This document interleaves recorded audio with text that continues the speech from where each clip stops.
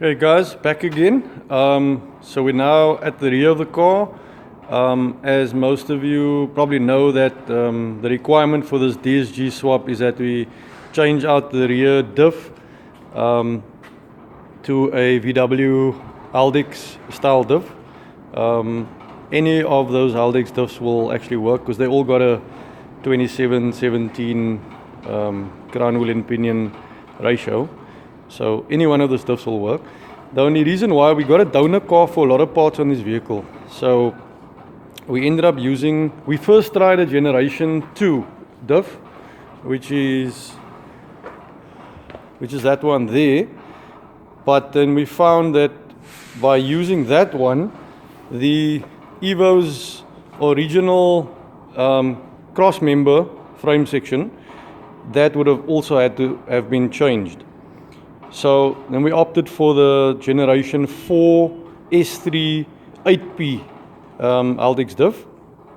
That particular diff comes out in quite a few variants of the Audis and VWs as well.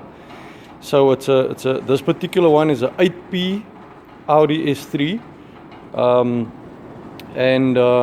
you'll probably find that the S3 and the RS3 version of these diffs has probably got a better Aldix setup.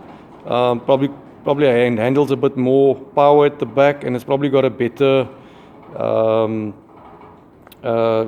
file written inside that circuitry there. So if you are they're not much more expensive than the Golfs and those. So it's probably best to get a S3 or S3 diff. Okay, so we were lucky to be able to maintain that original cross member without hacking it to pieces. So that cross member remains 100% intact. This is the new subframe, which basically eliminates that mustache bar and that big cast iron bar there. Basically the weight of those two bars probably the same as this new subframe, because this is quite a thick gauge steel, and we've got some poly mounts on the rear there. And the reason why is you'll notice that those two ears that hold that bush in place, they're quite thin. So I was a little bit worried any vibration on this frame will snap that ears off. So I ended up doing poly inserts, but they're quite stiff on the two rear points there. So yeah, that's the subframe, which is pretty sturdy. This thing's not going to go anywhere. I think your weakest link on the whole system is probably the OEM rubbers, which sit which is embedded in the casting of the diff. One there, and then you got the one underneath there. So clearances are tight, but there is clearances. There are gaps around. This frame's not touching anywhere. Everything clears up. The axle lines are dead straight. In that plane and in that plane, the axle lines are dead straight. The center of the diff, where the prop shaft goes, is exactly on OEM position as far as height goes, and as far as left to right goes, dead spot on where the original prop shaft attached. The only downside of this diff is that the nose of the diff is a little bit longer. So what I'm showing you here now is actually the cutout that needed to be done of the fuel tank. So you'll notice that fuel tank needed to be cut out to clear the whole nose of that diff and a bit of the frame as well.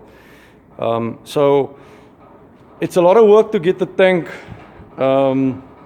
looking like this and sealed up properly, anti-rust coatings, all of those things.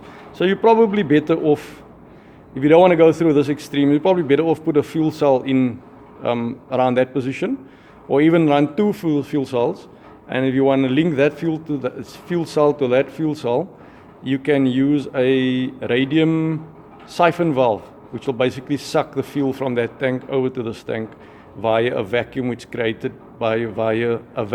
created via your return fuel pressure pipe. It's just a little siphon valve which sucks fuel constantly over. So you can run 2 fuel cells. Otherwise, stick to 1 fuel cell. Otherwise, you can go to this extreme and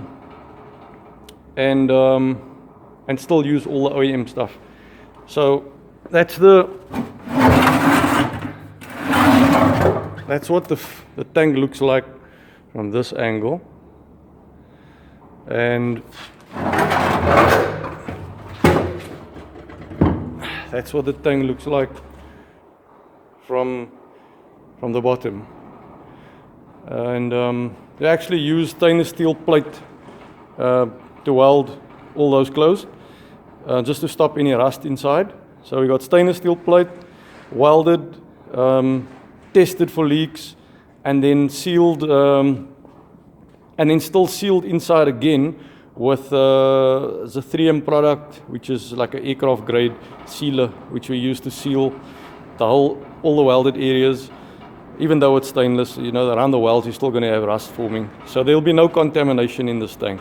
It's completely sealed off inside the aircraft grade liquid sealer used inside there. Okay, so back to the diff. So now you can see the diff more clearly now. You can see how far that nose sticks out. There's your Haldex unit. While you're in here, you probably want to change fluids. And there's a little filter. It sits in there. And then also what you want to do is you want to get the pump off, and then at the end of the pump there's a filter screen. You got to clean that screen, push the pump back on, change the filter inside here, and then change your fluid. The same with the diff, just change your fluid up, and because it's very awkward to do all of that once it's fitted onto the car. And then the rear prop shaft, that also needs to be custom. So first and foremost, we got a adapter plate which goes onto the flange, the tripod flange, and then once again we got the 1350 U joint which attaches to that adapter, which is that big fat joint there. And then we've also upgraded that slip joint, or that CV style slip joint, upgraded that to a thicker spline as well.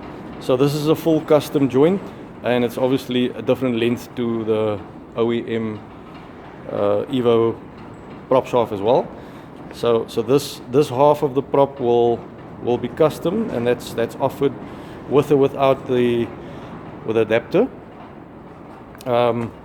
And the mid shaft will be reused on the Evo, but the front prop will be custom as well, and also with 1350 U joints. So that's it for the diff. And then also just to show you that this part of the subframe over here, that was impacting on the floor of the car. So we had to notch out the floor a little bit. It's not a big notch at all. So I'm going to supply these two plates with a subframe, which makes it easy for you to mark out, cut and weld in. It's nice and thick 2mm steel. So I'll supply that with the subframe, and then basically just pop it on there, mark it out, cut it out, weld it in, clean up your welds, and then primer, and then seam sealer, and as you can see, it looks like factory in there. Then for the bottom of the car,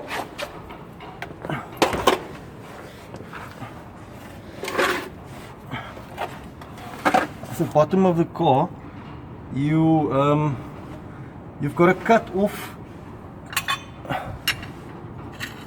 the two mounting brackets for the fuel tank, the original mounting brackets.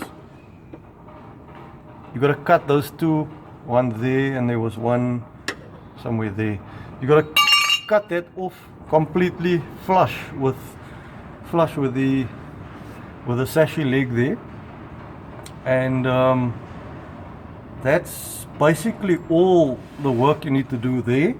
And then this is just a view to show you what that floor cut looks like from the back. So as you can see, there's the halfway point, there's the shapes that I showed you on the other side. And then when you're cutting all of this out, you can use the plates as your marker to mark the cut. But when you're cutting the lower part, don't cut down onto the floor. Do your cut just, there's a seam joint around this part of the floor here.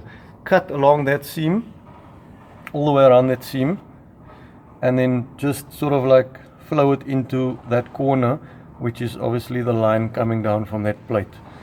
Because your original bolts will still want to go in here on the aluminium cross member. And once you got that plate welded in on top there, it's going to stiffen all this up, and you'll be able to gain that strength back again, and obviously more importantly get the bolts back in there to also help when the subframe's bolted in there. It will also stiffen everything up. So that's basically, yeah, that's, as you can see there, that's basically the cut on the, that's the cut on the back. And small sacrifice for big gains in the end, I say. As far as the rest of the car goes, there is absolutely no cutting, and the only other custom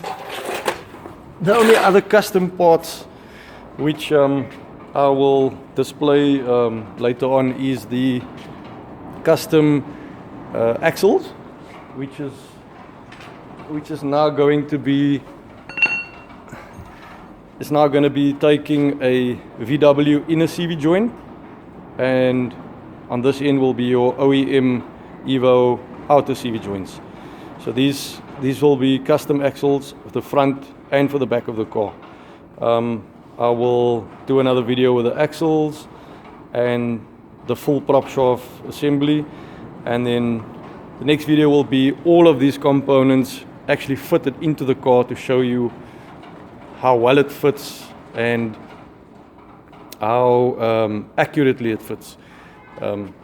So guys, the front swap kit's available, the rear swap kit's available. This frame will only work with a generation 4 Haldex diff.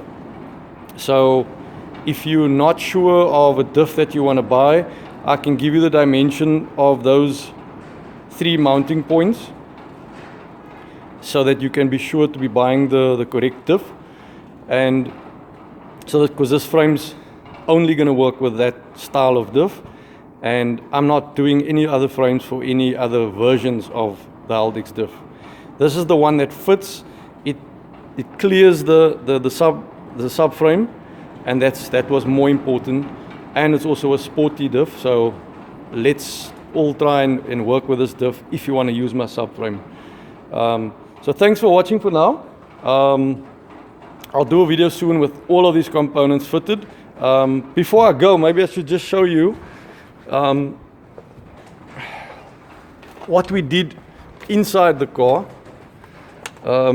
So the same S3 8P, we actually used the rubber wire pedal, and actually fits nicely in there.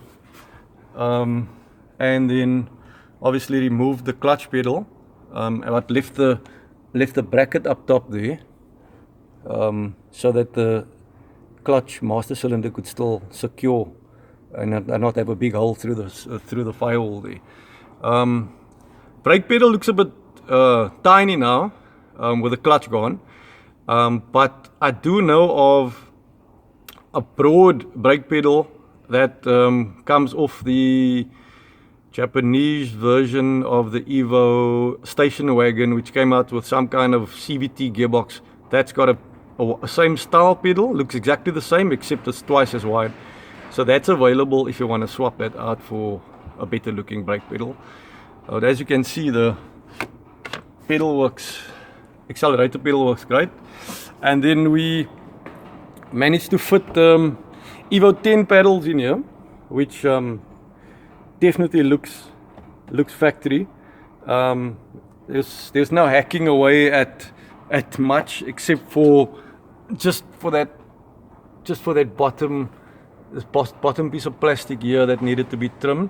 But otherwise, it gosh, it really fits like a factory pedal.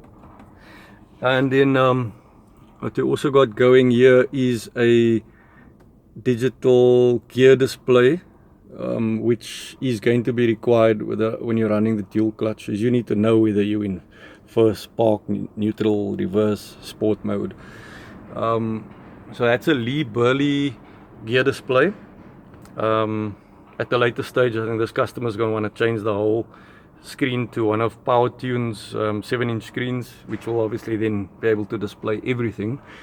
And then we got the same S3 donor car's DSG shifter mechanism.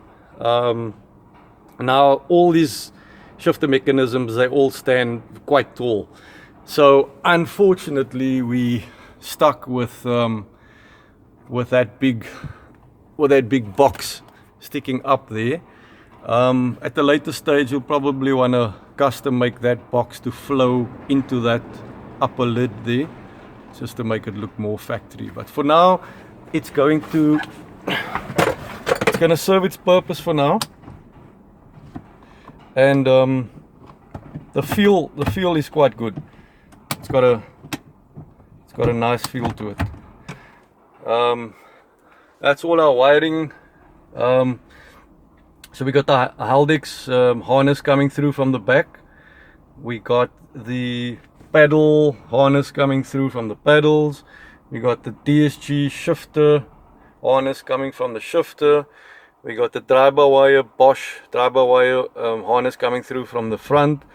And we also got the DSG gearbox harness coming through from the front. Now that's all ready to wire up to our Cyvex S7 Plus, which is going to be here in a few days time, with a plug-and-play harness as well. And that's going to make life so much easier to basically just snap into place there. And then I'm sure there's still going to be a bit of headaches, but on the broader end of it, it is mainly plug and play, and they come with the DSG firmware as well, so that's a plus. And pretty much instruction manuals and stuff, and it's been done on the other DQ500 based cars, and it works well. So thanks for watching, guys.